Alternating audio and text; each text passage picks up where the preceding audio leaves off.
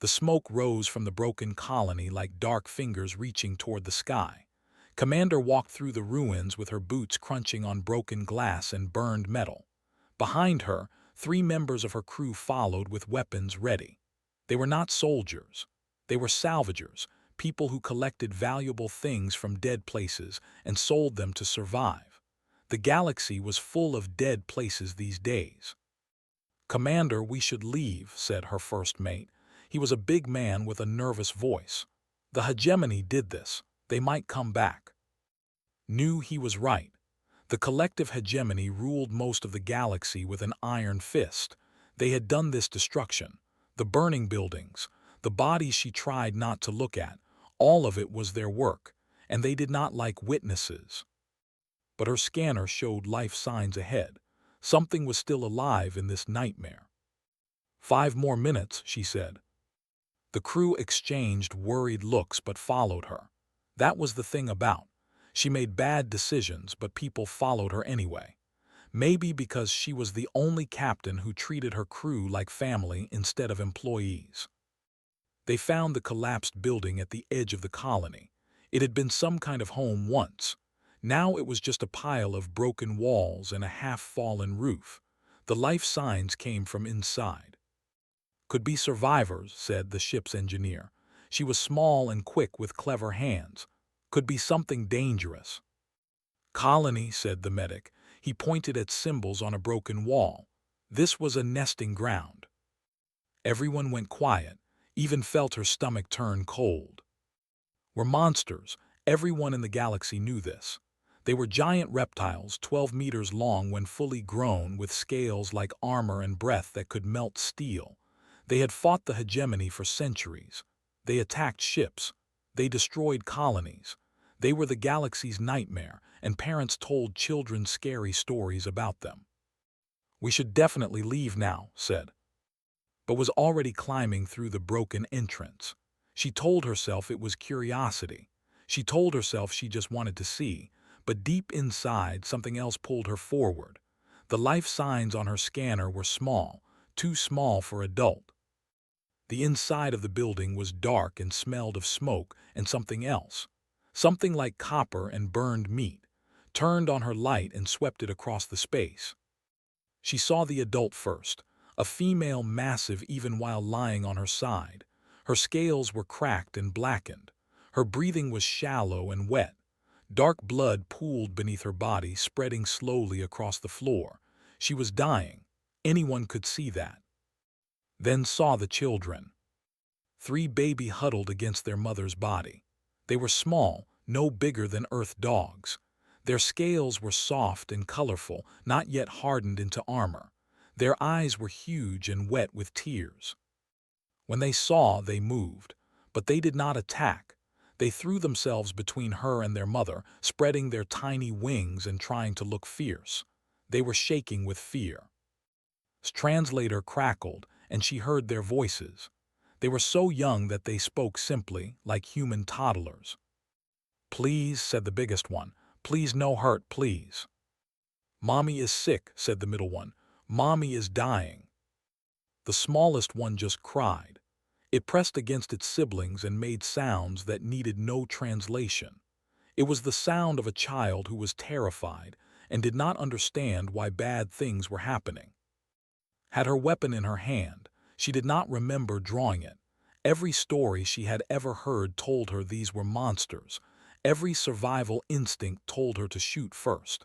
The hegemony paid bounties on survivors. She could be rich.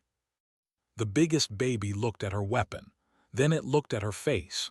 It stepped forward, putting itself directly in front of the gun, between and its family. "Please," it said again. "We are small. We cannot fight. Please do not hurt us. Mommy is dying and we are scared." Looked at this tiny creature that was willing to die to protect its family. She looked at the crying baby. She looked at the dying mother whose eyes were open now, watching, waiting to see what this strange alien would do to her children. She holstered her weapon. She said, her voice was strange in her own ears, "Bring the medical kit, the big one." Commander sounded confused. "You heard me. I need you to figure out how to stabilize a patient who weighs about 2 tons. Go back to the ship and prepare the cargo hold. Clear everything out. We're going to need the space.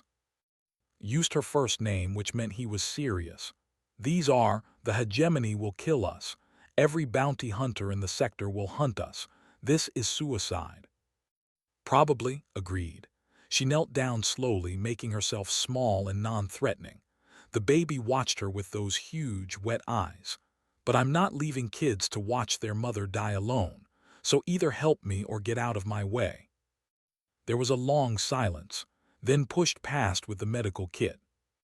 I have no idea how to treat her, he said. Their biology is classified. I'll probably make things worse. Then we'll figure it out together. The biggest baby watched approach. Its translator crackled again. You help mommy. We're going to try, said. What's your name, little one? The baby said, This is Vex, this is, he pointed to his siblings. You are human. Yes, I'm. Looked at her for a long moment. Then he did something that broke's heart. He walked forward on unsteady legs and pressed his head against her hand like a frightened puppy seeking comfort. Thank you, human, he said. Thank you for not killing us. High above the planet, in a ship hidden among the debris of battle, a bounty hunter watched through long-range sensors. He saw the humans carrying medical equipment into the ruined building. He saw them working frantically over the fallen. He recorded everything. Then he sent a message to his employers in the hegemony. Interesting development, he said. A human crew has made contact with survivors. They appear to be rendering assistance. Please advise. The response came quickly. Continue observation. Mark the human vessel for termination. No witnesses, no mercy. The bounty hunter smiled. Humans were soft and foolish. They let emotions make their decisions. In the cold logic of the galaxy, that kind of weakness always ended the same way. With death. The cargo hold of the Second Chance had never held anything like this before. The mother lay on a bed of emergency blankets and foam padding. She filled most of the space. Her breathing was slow and painful, and sometimes she made sounds that made the crew look away. Had not slept in 2 days. He sat beside his patient with scattered around him, reading everything he could find about biology. Most of it was useless. The hegemony had classified all real medical information. What remained were old stories and propaganda that described as unfeeling monsters who felt no pain and showed no mercy. The creature beside him was nothing like those stories. The little ones whispered. Her voice was deep but weak. Are they safe? They're fine, said. They're sleeping in the crew quarters is watching them. Repeated the name slowly. The small one with quick hands. She is kind to my children. She's teaching them games to keep them calm. Something called chess. Made a sound that might have been a laugh. Games. My children are learning games while the galaxy burns. Did not know what to say to that, so he checked her wounds again. They were not healing. They were getting worse. The damage went deeper than anything physical. Found him an hour later, staring at his scanner with a look of horror. What is it? She asked. Bioweapon. Kept his voice low so would not hear. The hegemony hit her with some kind of biological agent. It's designed to break down cellular structure slowly, very slowly. She's being killed from the inside and it's meant to hurt as much as possible. Felt sick, can you stop it? No, I can slow it down. Maybe buy her a few more days, but without the antidote. He shook his head. The hegemony made this weapon. Only the hegemony has the cure. In the crew quarters, things were quieter but no less strange. Sat on the floor with the 3 baby around her. The eldest was studying a chess board with fierce concentration. Vex, the middle child, had found some medical texts and was asking questions about human anatomy. The smallest was asleep in his lap like a scaly cat. Why do humans have such thin skin? Vex asked. Does it not hurt when things touch you? We feel things differently, said. We're not as tough as you, but we're pretty good at surviving anyway. How you have no claws, no fire, no armor. How do humans survive? Thought about it? We help each other. When one human is weak, others protect them. We build things. We solve problems together. Looked up from the chess board. Other species do not do this. Some do, but humans are. She searched for the right word.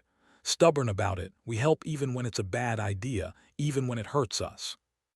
Like your captain said, she helps us even though the hegemony will kill her for it. Yes, like. Was quiet for a moment. The other species run from us, they shoot at us, they call us monsters and demons. In my whole life, no one has ever helped us. Why are humans different? Did not have an answer. She just stroked sleeping head and wondered the same thing. On the bridge, was having a very different conversation. This is insane, said. He was packing back and forth like a caged animal. We need to drop them at the nearest station and disappear. The hegemony has eyes everywhere. They probably already know what we did. And then what happens to them? Asked. That's not our problem. We're salvagers, we pick up broken things and sell them. We don't fight the hegemony. We don't rescue alien refugees. We survive. That's what we do. These are children. These are, do you know how many ships they've destroyed? How many colonies they've burned? They're children, repeated. And their mother is dying. I don't care what their species has done. I care about what we do. Stopped packing. He looked at her with something between anger and despair. You're going to get us all killed. Maybe, but I'm going to look at myself in the mirror tomorrow, and I'm going to be okay with what I see. Can you say the same if we abandon them? The silence stretched long between them. Finally, sat down heavily. What do you need me to do? Find me a way into a hegemony medical facility, the closest one with bioweapon research. Stared at her. You want to rob the hegemony. I want to save a mother's life. The robbing is just how we get there. Back in the cargo hold had woken. Her great eyes, gold and ancient, watched as she entered. I heard your conversation, the said. Sound carries in small ships. Sat down beside her. Up close was terrifying. Her teeth were longer than fingers. Her claws could tear through steel, but her eyes were tired and sad and full of pain. You know what you are risking, continued. The hegemony will not stop. They have hunted my people for 10,000 years. They will not let you interfere. Then they're going to be disappointed. Why? The question came out almost desperate. I have asked your crew. None of you can explain. You gain nothing from this. You risk everything. In 10,000 years of running, no species has ever helped us without wanting something in return. What do humans want? Thought about standing in front of a gun to protect his family.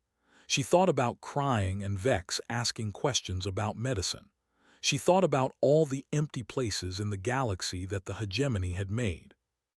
I think, she said slowly, we just can't stand watching kids lose their mom. There's no great strategy, no hidden plan, we just can't. Was quiet for a long time. Then she made a sound that's translator could not interpret. It might have been grief. It might have been wonder. Your species is very young, said finally. You do not understand how rare you are. The galaxy breaks kindness. It crushes compassion. It teaches everyone that survival is all that matters. She paused. But you have not learned this lesson yet. Maybe we never will. Maybe, closed her eyes. Or maybe the galaxy will break you too, but I hope not.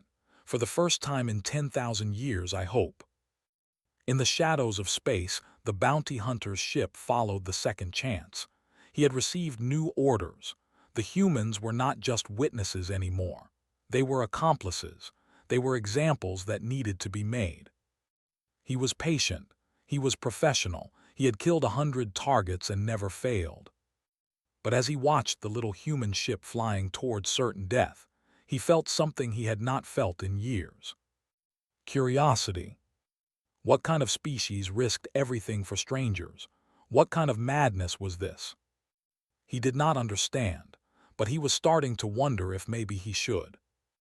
Nexus Station floated in the dark space between star systems, a place where laws meant nothing and credits meant everything.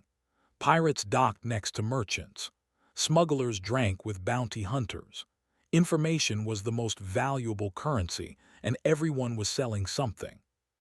Walked through the crowded corridors with purpose. She had spent 3 days sending messages to every contact she had made in 5 years of salvage work. Criminals, outcasts, rebels, and refugees.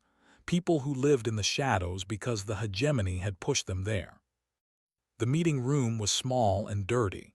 7 beings sat around a broken table, a smuggler with blue skin and cold eyes, a hacker whose species looked like walking insects, a pair of twins who had escaped from a hegemony prison, and others, each with their own story and their own reasons to hate. "You want to rob a hegemony medical fortress," they said. Her name was Mora. "For yes. Destroyed my grandfather's ship, killed everyone aboard." Met her eyes. "The hegemony destroyed my sister's colony, killed everyone there too, but I'm still asking for your help." Mora's expression did not change. "What exactly do you need?" "Security codes," said. "Ship schedules, patrol patterns, anything that gets us inside the eternal vigilance station without being vaporized." "And what do we get?" "Nothing," spread her hands. "I have no money, no leverage, no powerful friends. I'm asking because I have nothing else to offer except the truth. There are 3 children on my ship whose mother is dying. The hegemony made the weapon that's killing her. They made the cure too. I'm going to steal it." The hacker made a clicking sound. "This is suicide." "Probably. You will fail." "Maybe." "Then why?" The hacker leaned forward, its multiple eyes reflecting space. "Why do this impossible thing for creatures who are not your species, not your family, not your concern?" Thought about the question. Everyone kept asking her variations of it. She still did not have a good answer. "Because someone has to," she said finally. "Because if no one ever tries, then the hegemony wins. Not just this fight, all the fights, forever. They win because everyone is too afraid to stand up." She looked around the table. "I'm afraid too, but I'm more tired of being afraid than I am of dying." The room was silent. Then Mora laughed. It was not a pleasant sound. "Humans," she said, "you are completely insane." She pulled out a data chip. "My cousin works in hegemony shipping. He hates his job. Here are the patrol schedules for the next month." One by one, the others contributed. Security codes, building layouts, weak points in the station's defenses, information that had no price because no one had ever been crazy enough to want it. When returned to the ship, she found in the cargo hold. The engineer was sitting with, teaching the little how to use a communication console. "What are you doing?" asked. "Wanted to talk to people," said. "So I set up an open channel. She's been chatting with kids on other ships." Looked up with excitement in her golden eyes. "I made friends. There is a girl named and a human boy named Tommy and a child who has 17 siblings." "That's nice." Was not sure what to make of this. "What do you talk about?" "Everything, games and food and what space looks like from different places.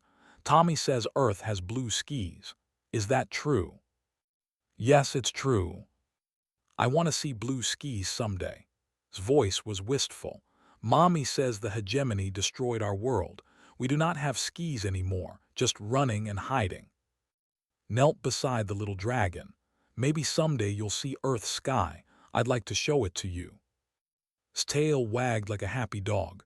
"Really? You promise?" "I promise to try." In the crew quarters, had become obsessed with human music. He wore headphones that were comically large on his small head, and his whole body moved to rhythms that made wince. "What is he listening to?" the first mate asked. "Something called heavy metal," said. He was smiling despite his exhaustion. "He says it sounds like war songs." "Have war songs?" "Apparently very loud ones." Vex, meanwhile, had not left side in days. The middle child watched every medical procedure, asked about every medicine, and took notes in a strange mix of symbols and human letters. "Why do you want to learn this?" asked. "So I can help," Vex said. "You saved Mommy. You are teaching me how to save others. Maybe someday I can save humans too." Felt something tighten in his chest. "I'd like that, Vex. I'd like that a lot." The heist came together faster than anyone expected. His crazy plan became less crazy as more people contributed. A ship here, a distraction there, pieces falling into place like a puzzle that had been waiting to be solved. The assault on the Eternal Vigilance was a disaster from the first moment. Alarms triggered early. Guards appeared in wrong places. The security codes were outdated by 16 hours. But's crew was human, and humans, as the galaxy was learning, did not follow the rules. When the first door would not open, rerouted power from the station's own systems to blow it apart. When guards cornered them in a hallway, used a maintenance drone as a battering ram. When the medical vault was sealed with a lock that should have taken hours to crack, simply found a hegemony doctor and convinced her to open it. Convinced, asked later. I told her what the bioweapon was doing too. I told her about the children. She cried, held up the antidote container. Then she gave me this and told me to run. Not everyone in the hegemony is a monster, observed. No, just the ones in charge. They ran through corridors filled with alarms. They fought through security teams that seemed more confused than deadly. They reached the docking bay just as the station's main weapons came online. The smuggler, Mora, was waiting with her ship. "Get in," she shouted. "I cannot believe this worked." "Neither can we," shouted back. The escape was close, too close. Hegemony ships scrambled to pursue. Weapons fire lit up the darkness.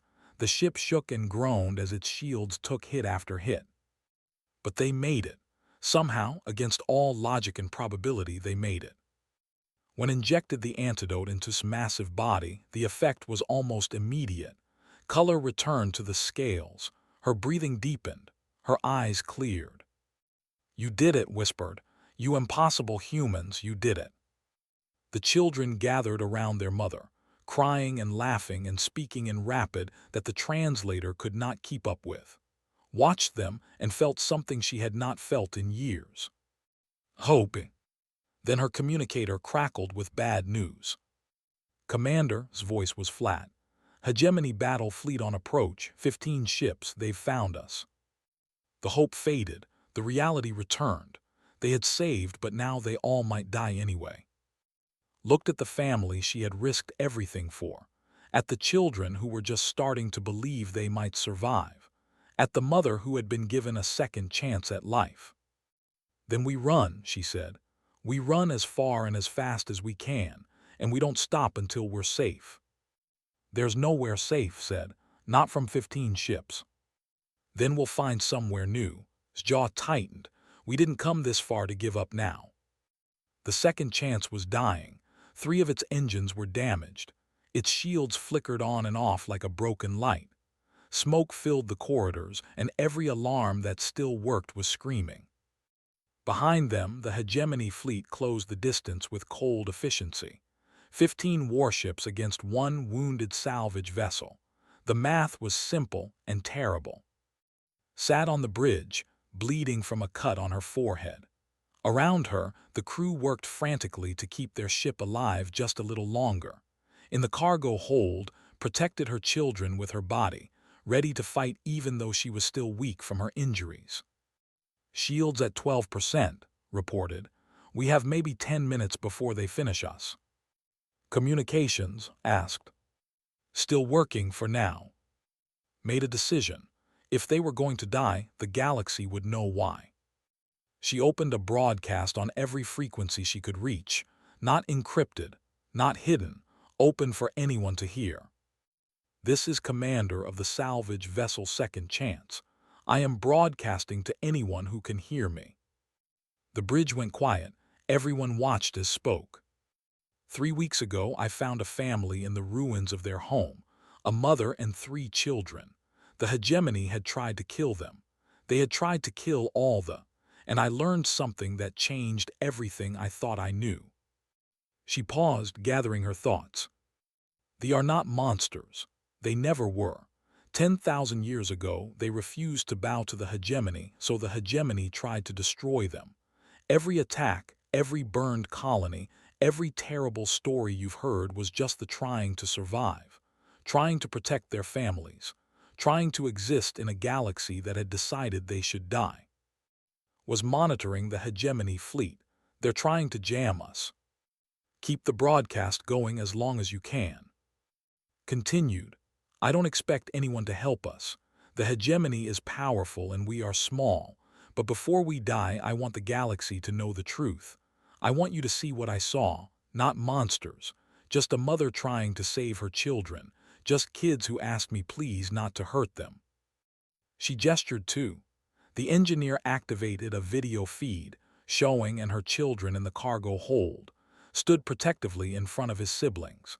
Vex was trying to treat the wounds on his mother's side with the medical skills had taught him, was crying softly, but she looked at the camera with those huge golden eyes. Please, said just as she had said to in the ruins, please help us, we do not want to die. The broadcast went out across the stars, through relay stations and communication networks, across borders and boundaries, to ships and stations and worlds where people were watching their screens with confusion and surprise. In the hegemony command ship, Admiral watched the broadcast with cold fury. Increase jamming, he ordered. I want that signal dead. We're trying, Admiral, but it's bouncing through civilian networks. The more we block, the more attention it gets. Then destroy the ship now, before this spreads further. The fleet accelerated, weapons locked on the second chance. But something strange was happening. Across the galaxy, children were watching the broadcast. Human children, children of 100 species who had been taught that were monsters. They saw crying. They saw standing brave. They saw Vex trying to help his mother. And they did not see monsters. They saw kids like them. Had been talking to other children for days on the open communication channels. She had made friends, hundreds of them, and those friends were watching now. That's, shouted a human boy named Tommy on a cargo ship near Earth. Mom, that's my friend, the hegemony is going to kill her. That's the dragon who taught me chess, screamed a girl named on a passenger liner. We have to help her. Children across the galaxy did what children do. They told their parents, they told their friends, they made noise. The networks lit up with questions. Why are we killing children? Why did no one tell us the truth? What has the hegemony been hiding? The jamming could not keep up. Every time the hegemony blocked one channel, 10 more opened. The broadcast spread like fire. In the cargo hold felt something she had not felt in thousands of years. A signal, ancient, almost forgotten, the call of her people. She looked at with wonder in her eyes.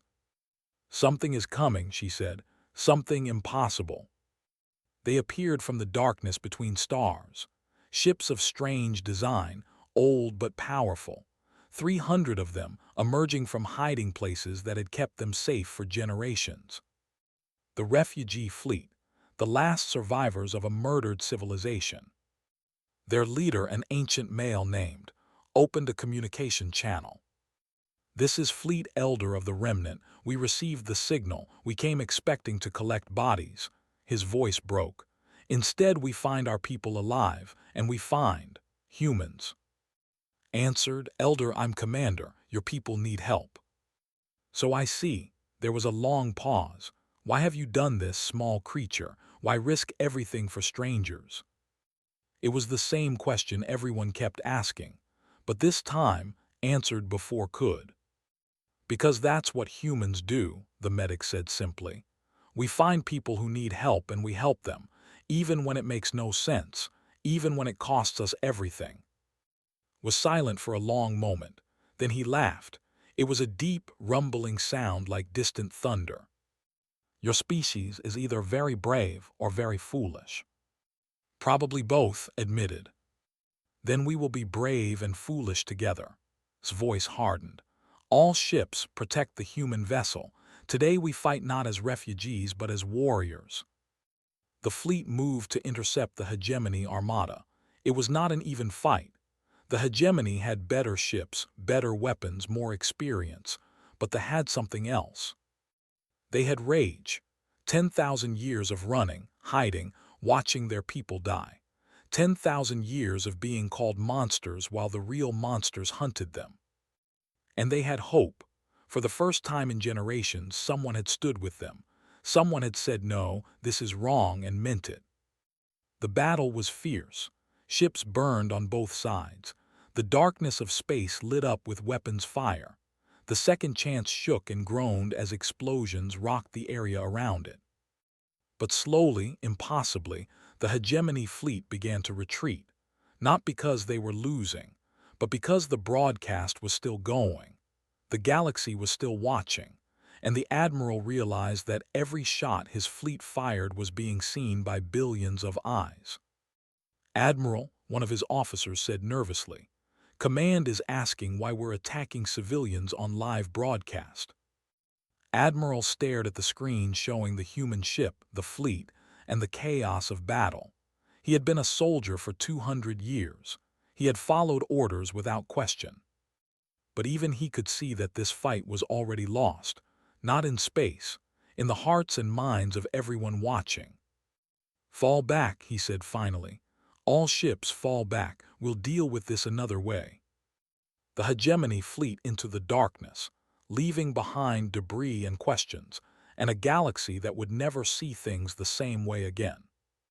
On the second chance, watched them go with exhaustion and relief mixing together.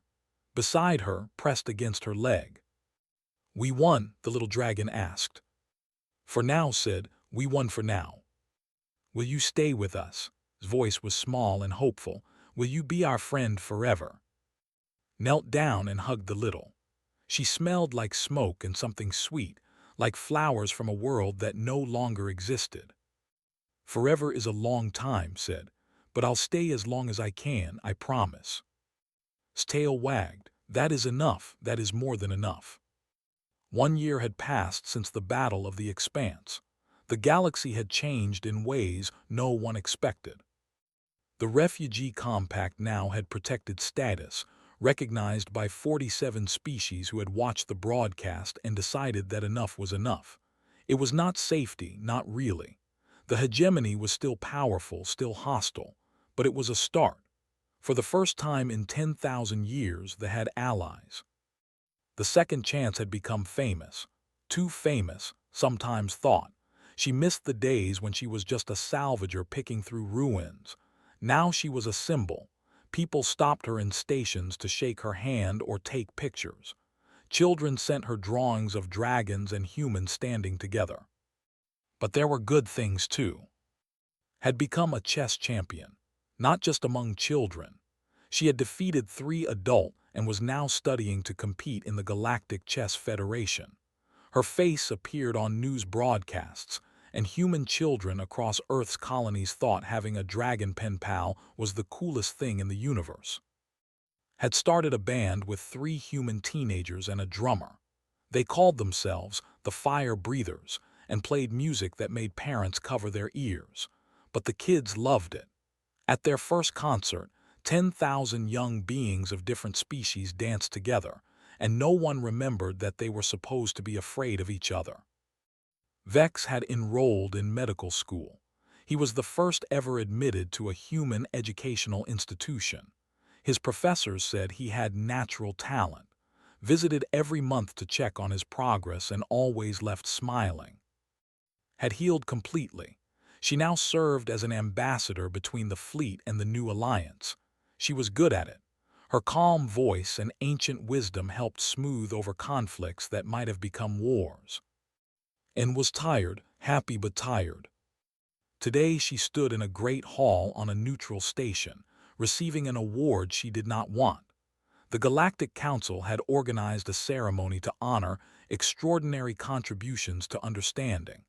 There were speeches and cameras and important people in fancy clothes. Wore her old salvager jacket. She refused to dress up for politicians. A council representative approached her after the main ceremony. He was tall and thin, with the skin of the species. "Commander," he said formally, "on behalf of the Council, we wish to ask what humanity desires in return for your actions. Trade agreements, territory, technology sharing. The Council is prepared to negotiate."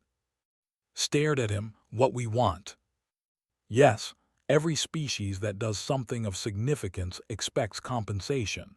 This is how galactic politics works. Thought about the question. She thought about pressing against her leg, asking if they would be friends forever. She thought about standing in front of a gun to protect his family. She thought about Vex asking how humans stayed alive without claws or fire. "We want the kids to be okay," she said finally. "That's it, that's the whole thing." The representative blinked. "I don't understand." "We want to keep playing chess. We want to keep making music. We want Vex to become a doctor. We want them to grow up safe and happy and never have to beg strangers not to hurt them." Shrugged. "That's what we want. There's no trade deal, no territory, just kids being okay." The representative was clearly confused. This was not how things worked. There should be demands and negotiations and careful political maneuvering, not this simple request that sounded more like a wish than a policy. Appeared beside. The matriarch looked down at the small human who had changed everything, and then at the confused representative. "Allow me to explain," said. Her voice carried across the hall and people stopped to listen. "For 1 year I have tried to understand humans. I have studied their history. I have spoken with their scholars. I have watched their children play with mine. And I have finally found the answer to the question that haunted me." She paused, and her golden eyes swept across the assembly. "Every species in this galaxy calculates cost and benefit. Every species asks what they will gain before they act. This is considered wisdom. This is considered survival. But humans do not think this way. They are not stupid," she continued. "They know the risks. They understand the costs. But they see suffering and they feel compelled to act, even against their own interests. Not because it is logical, not because it is safe. Simply because they cannot stand to watch others hurt." The hall was completely silent. This is what we could not understand. This is what terrifies the hegemony. You cannot predict what a species will do when their only motivation is compassion.